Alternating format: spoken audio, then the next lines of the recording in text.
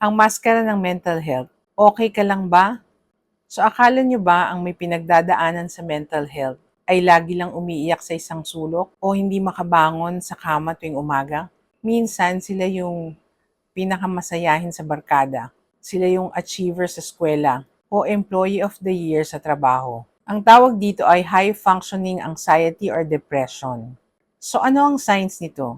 Sa umaga suot mo ang iyong maskara, pumapasok ka, tumatawa, nagtatrabaho, pero pag uwi mo at mag-isa ka na lang, exhausted ka. Hindi ito yung pagod na kayang mawala pag natulog ka.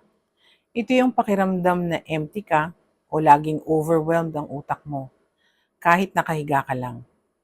So you're surviving but not living. Ang tandaan, ang mental health ay health. So nararamdaman talaga ng katawan mo. Kaya ka ba laging acidic?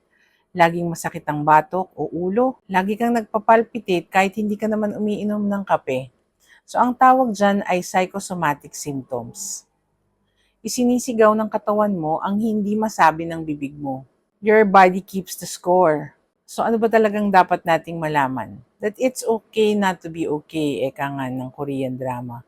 Ang paghingi ng tulong sa psychologist o sa psychiatrist ay hindi tanda ng kahinaan.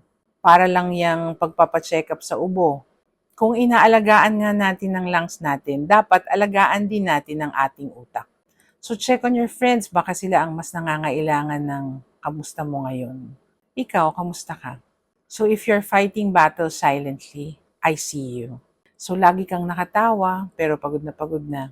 Baka high functioning ka na pala. Tandaan, hindi kailangan maging baliw para magkaroon ng mental health concerns. Valid parati ang nararamdaman mo. So if you have mental concerns, comment down below and please follow for more health tips.